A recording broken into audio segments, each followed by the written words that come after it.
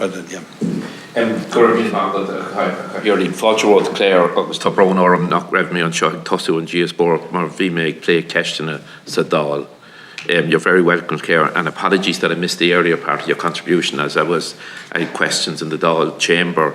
I didn't have the opportunity to read your book, but I find your contribution here this morning very interesting.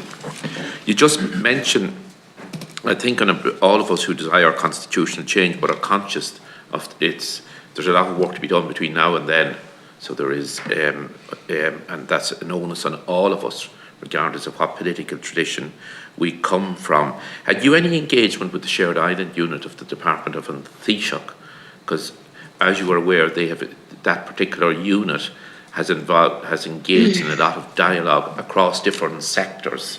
I think the last figures we saw at this committee, something like 3,000 people have participated in those dialogues, from youth to groups representing specific sectors within the country, both north and south. And I think that's a very important, where there's qualitative research going on as well, where there are guest speakers and leading debates and ensuring that there's good cross-section of input. I think that's very, very important. I'm very glad that you mentioned Linda Irvine and that she participates in the compilation of your book.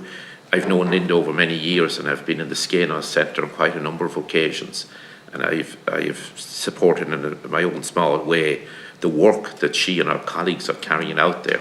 It's phenomenal, and it's really, when you go there and listen to the people who are delivering some of the classes and the people who are studying there, they're very conscious of who were the custodians of the Irish language going back many, many, many decades ago. And I think that message, and it's contained in your contribution here this morning, that has to be amplified much more. The Irish language is not the preserve of any one political community, it's the preserve of all of the Irish people. And I think those people who were custodians of it in the past and who were great Irish linguists, we should always recognise their work, and hopefully we get that more of that community to be active in speaking and fostering and promoting the Irish language. Like you take it today, Linda Irvine and our colleagues, they have developed a number of Neenry in East Belfast. I think some of them may be held even in Presbyterian halls or Presbyterian churches. And it hasn't been easy for Linda and our colleagues, anything but she has persevered, and she and our colleagues have done and are doing a great job in promoting the Irish language and developing the learning of learning through Irish. And I think we cannot commend her work adequately enough. Just one other thing, and I always think that it's important that we support cultural and sporting activity so much.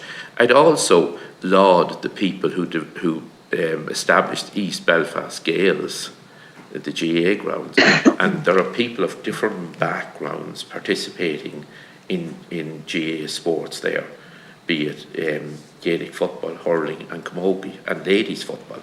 It's great to see that.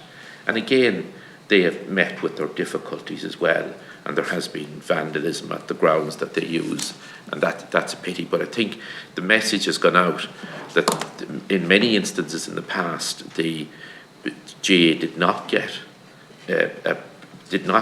the adequate recognition for the great work it has always done in our communities, north and south. And it's not the preserve of the Catholic people. It's some of the best players in Gaelic history have been from the Protestant tradition, but that's not amplified enough either.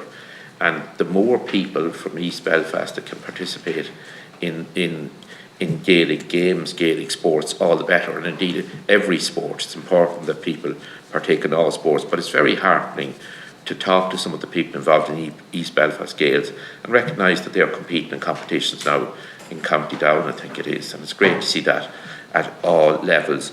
You mentioned about the adversary news media environment and confrontational debates. Confrontational debates don't achieve anything, no matter what walk of life we're in. And are you coming across, Claire, any debates that are absolutely civilised, that are conversations that, regardless of your viewpoint, that you can be comfortable participating in, or attending. The days of confrontational debates, that's no good for society in any respect.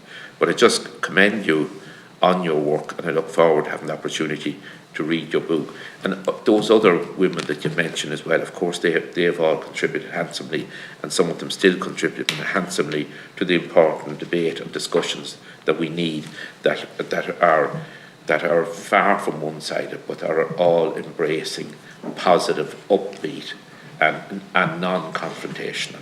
Thank you, Oireachtas.